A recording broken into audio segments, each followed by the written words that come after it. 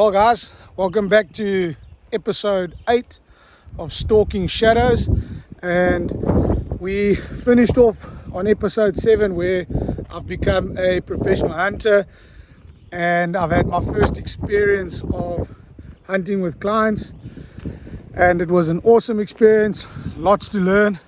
So I thought quickly before I carry on with the rest of that is I want to talk about hunting in Tarkastad again, one of my favorite places to go hunt. And this is like a few years later. So in the previous episodes we spoke about hunting in Tarkastad, where we went up there as teenagers. We hunted mountain reedbuck.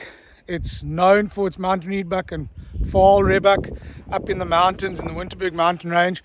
But as the years have gone by, the place has become really good for hunting kudu, fallow deer, eland, because they had what they call a track book, so an eland that moves throughout the conservancy. So they got big herds of eland that move through the properties there. So guys, this is all low fenced area. It's a conservancy that if I stand corrected, I think it's about 21 to 26,000 hectares conservancy. So a whole lot of farmers have joined and created this conservancy. So this year specifically, my buddy Rowan organized some permits for my brother and I to get up there to go and hunt eland for the first time. So we head up there really early with our trackers and our dogs, and it is bitterly cold.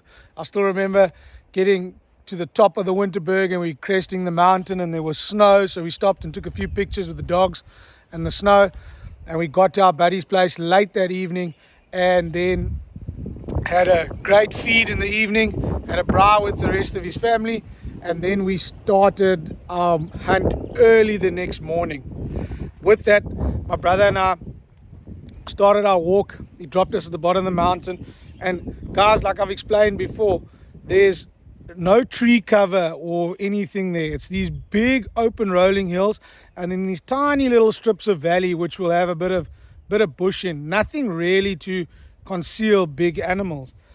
And with this, when we were heading up the mountain, we got to look in one of these little valleys and we spotted 3 big kudu bulls. So we tried to make an approach on them, but obviously the kudu spotted us from a mile away and they booked it over into the next valley. But with that, there was a big eland cow feeding all on her own right on top of the mountain. And we managed to close the distance to about 300 yards. And my brother made a cracker of a shot on her and she came stumbling down the hill, and I was ready to back him up. But all went well and he got the big eland cow. So we do things a little differently to you guys back in the States. You guys would quarter it out there and then and bring the animal out.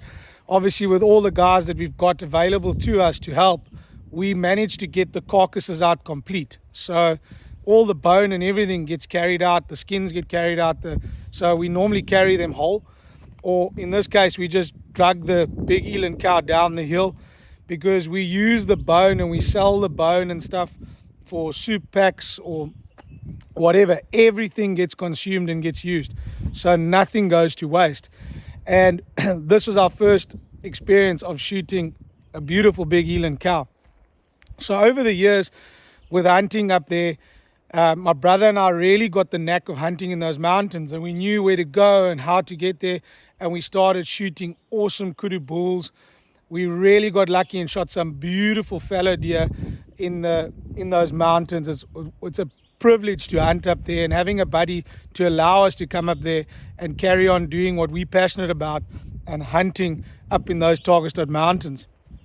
And a few years go by and my brother and I were adamant we're going to shoot big eland bulls. We'd shot a lot of eland cows, a lot of young eland, all for the pot and stuff, but we were adamant we were going to get our hands on a lovely big trophy each. And this season we went up a bit earlier. My buddy had the permits all ready for us and off we went. We got there, it was early season, we got up early in the morning and we started our walk. Same walk that we got the eland cow on.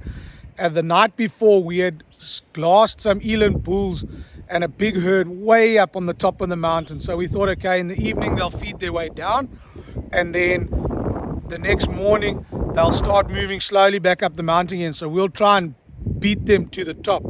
So what we did was we started our stalk, and on our stalk we found this lone bull, but he spotted us, and we managed to get in distance, and I reckon it was around 360 to 400 yards. And my brother got set up on a rock, and Ryan took a smacker of a shot and shot this big eland bull.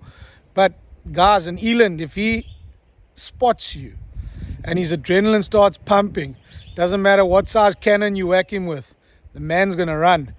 And this eland took off up the mountain.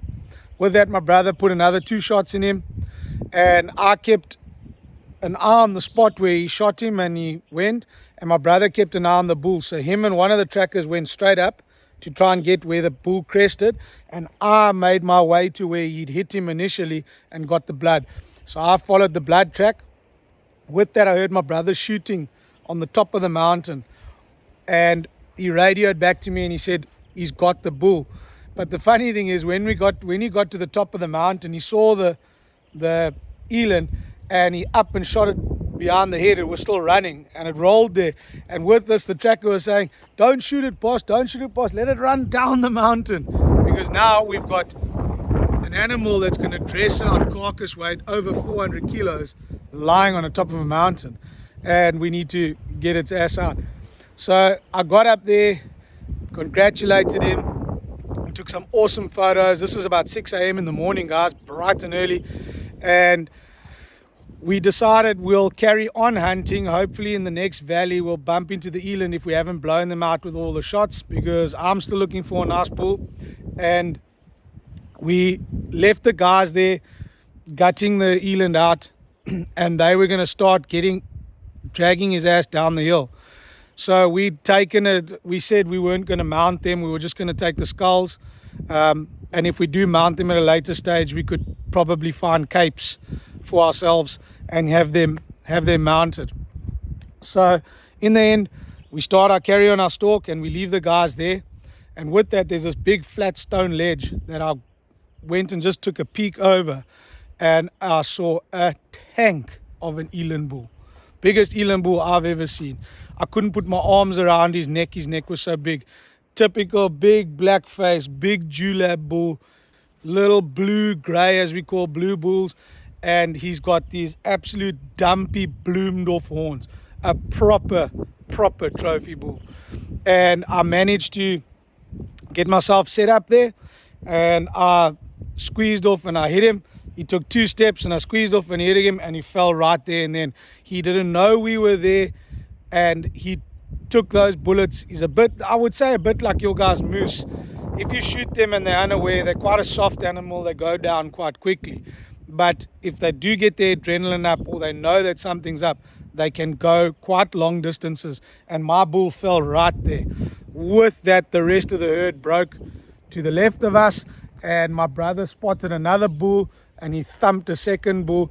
And the more he was saying, Wayne, shoot another one, I'm going, holy smokes, we have got 3 big eland bulls lying on the top of this mountain now to get all the way out. And this was all done, I reckon, by 7:30, 8 o'clock. I'd shot my bull and he'd shot his second bull.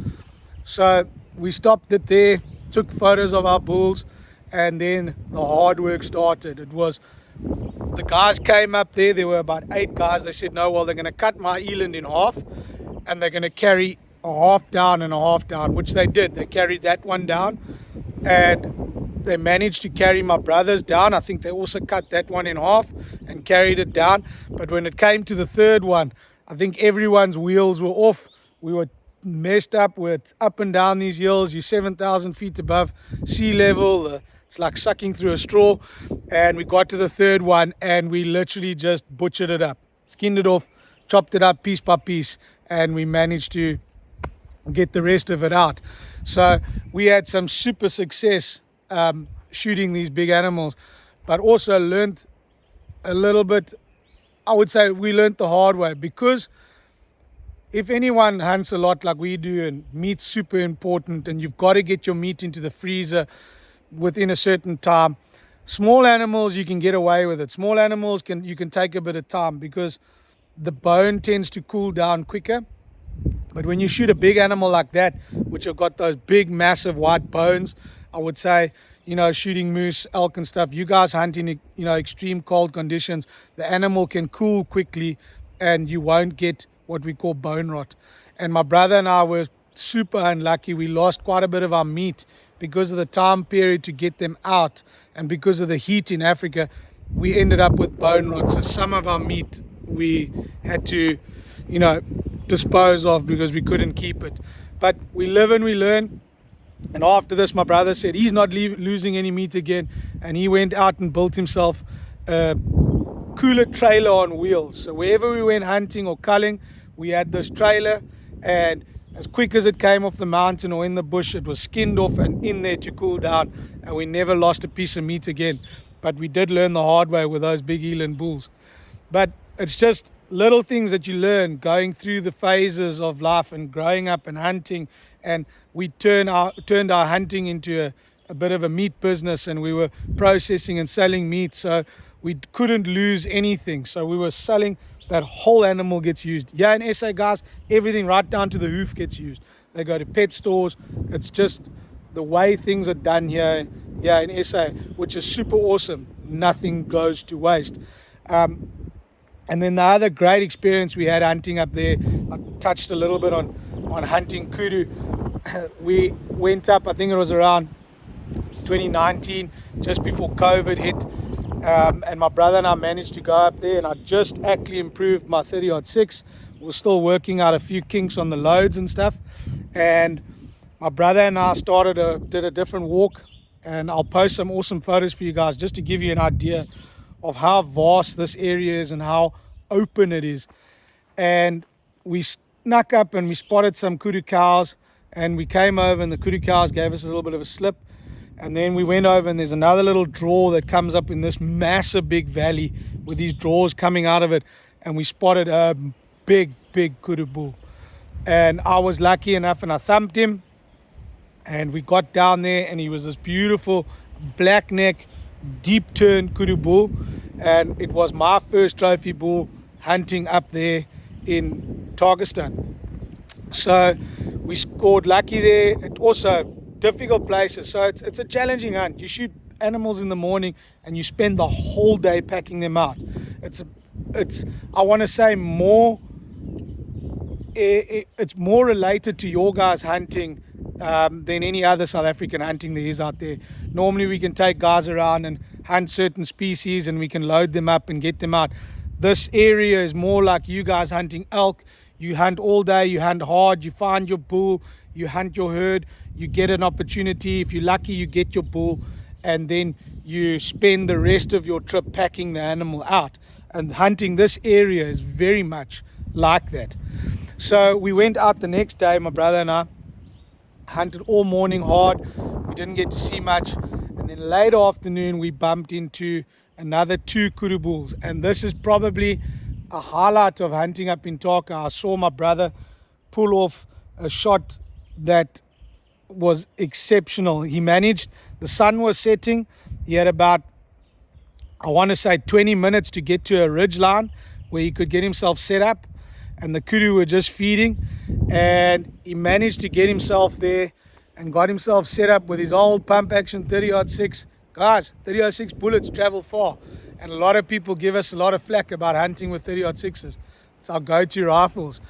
He set himself up there, ranged the distance, I think it was around 500, 550. He got himself set up nicely on a rock, put the crosshairs on the shoulder, got himself dialed in, squeezed off, and he smacked that kudu bull one shot, and it stumbled and fell over.